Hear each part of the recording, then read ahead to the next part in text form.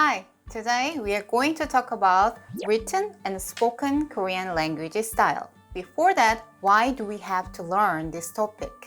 Have you ever heard that Korean is high context language? According to Wikipedia, a high context language comes from the high context culture. In societies such as Korea or China, which is high context culture, we share the cultural background, and that is more important in communication rather than just language. In other words, in the low context culture like the States, people communicate using the clear language rather than non-verbal and cultural background. Let's take a look. How can I say, "How are you doing?" these days? In Korean, I translated it in papago, and I got this one. 요즘 어때요? 요즘 어때요? What about this expression? Can I use this expression to everyone? I don't think so. Maybe I can use this expression to the people who is younger than me and also less privileged than me, and it needs some courtesy as well. So it means if I use this expression to the people older than me, it sounds very rude. Let's find out more. If I want to say this expression to my younger brother, then maybe I will change it like this. 요즘 어떻게 지내? 요즘 어떻게 지내? And what if I want to say this expression to my graduate colleague? Some of my colleagues were younger than me and the others were older. Then can I use the same expression to everyone because we all studied together? Not really. The appropriate expressions will vary and depending on who I'm talking to. If I say 요즘 어떻게 지내?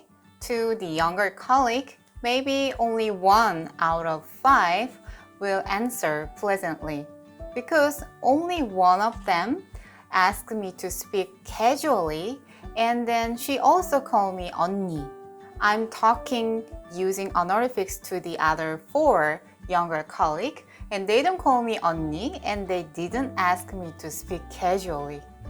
In fact, this is the atmosphere of the group I belong to. Regardless of age, the people in our group just use honorifics to each other. So maybe I will ask them like, 선생님, 요즘 어떻게 지내셨어요? But I wasn't like do that in my 20s, especially when we studied together in college. The people older than me, everyone I call them 언니 or 오빠. So I will ask them like this, 언니, 요즘 어떻게 지냈어요? This is the rule that I learned one by one.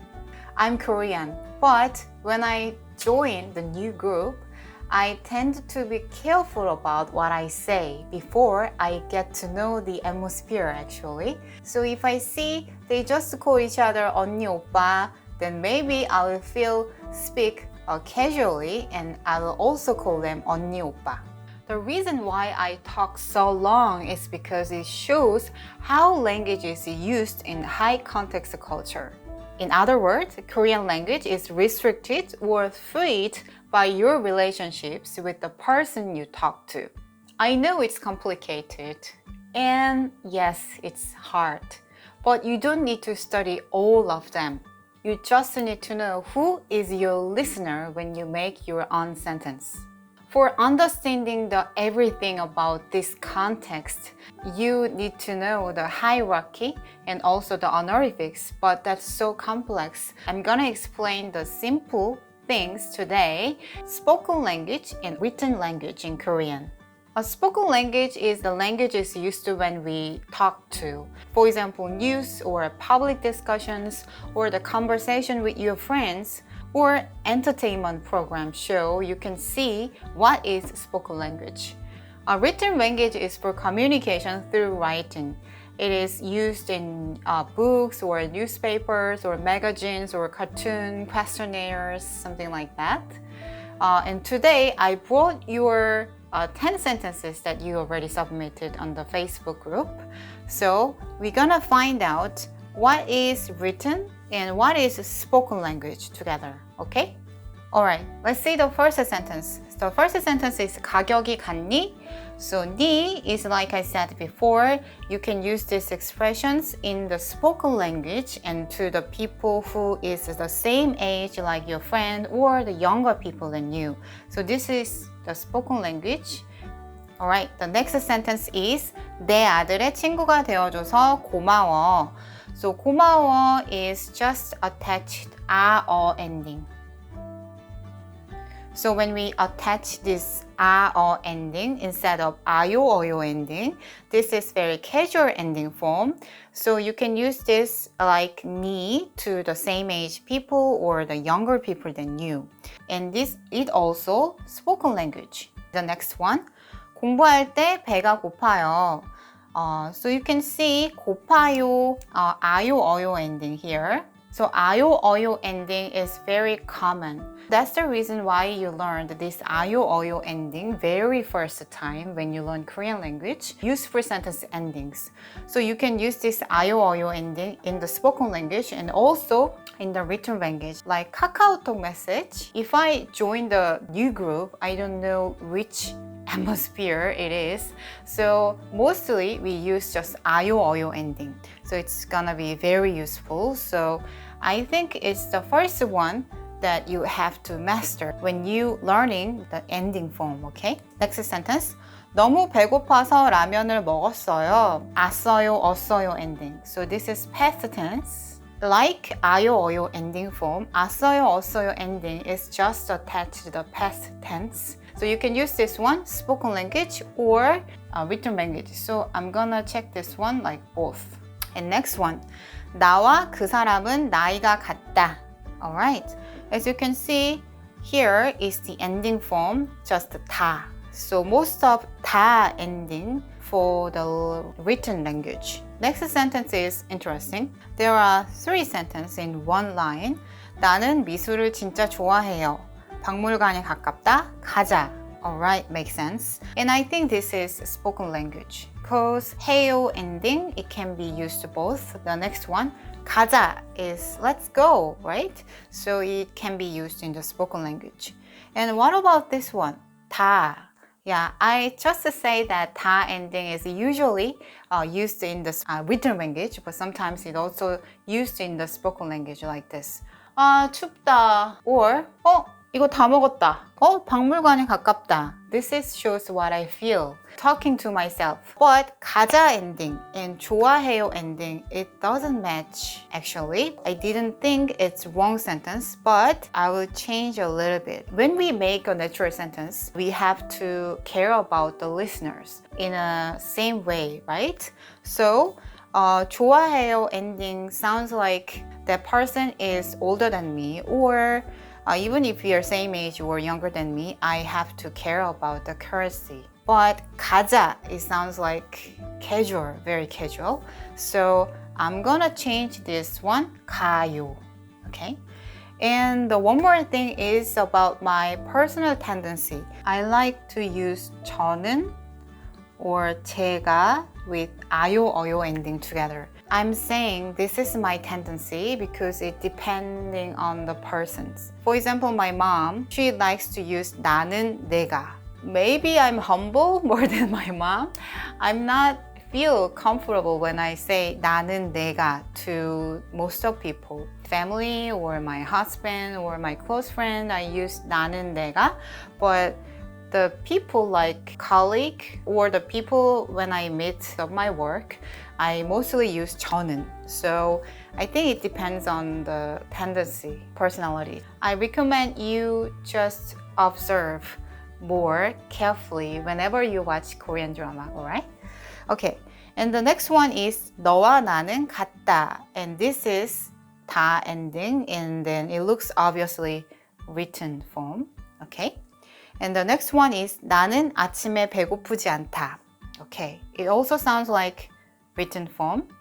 And also it looks like the sentence in the diary or essay. So if I can hear this sentence in the drama, it's gonna be the narrations. I think so.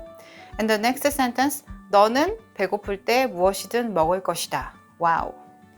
It also written sentence very clearly. I can feel the power in this sentence because this writer used 너 instead of 당신 or the other person like 그 사람은, 그녀는. It's not rude because this is writing. So in writing, I think the writer have more power than speaker. So you can talk about yourself 나는 or 내가 a lot. And next one is 저는 간단한 것을 복잡하게 만들어요. This is really good speaking sentence. Yeah, because like I said, it starts with 저는 and then 아요, 어요 ending. So it's very good match it. So lastly, let's briefly review how to distinguish between written and spoken languages. So the first one is check the closing ending. Mostly 다 is used in the written languages. The other ending like 니, 내, 군, 요, 자, it's used in the spoken language. But I told you what 다 is used in the spoken language. So when I talk to myself about my feelings, it also can be used in spoken language.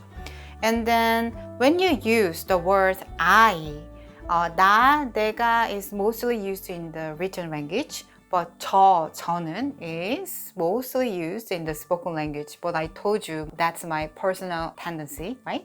And then the last one is about how do you call me? I answered about this question before on Facebook group, but if you are curious about that, the mostly common used word is 선생님. So if you call me 선생님, of course the ending will be 아요, 어요. If you want to very polite, then you can use 선생님 also 씁니다. 20s or teenagers, they call me 언니 sometimes. And they also call me 쌤. 쌤 is the shortened word of 선생님 and is more friendly than 선생님. And actually in the graduate college, we also call each other 쌤 or 선생님. So if I feel more intimate, then I call the person Sam. And then if I think this person is much more older than me, then I call the person 선생님. And sometimes they just call me Helena. And it's gonna be okay. The context in English, it's Helena, it's okay. But in Korean, if you call my name, 서현실 or 현실, it sounds very rude. So please call me 현실 선생님, 서현실 선생님, or just 선생님 or Sam. It's gonna be alright, okay? So the point of today's lesson is when you make your own sentence, please think about is it written form or spoken form?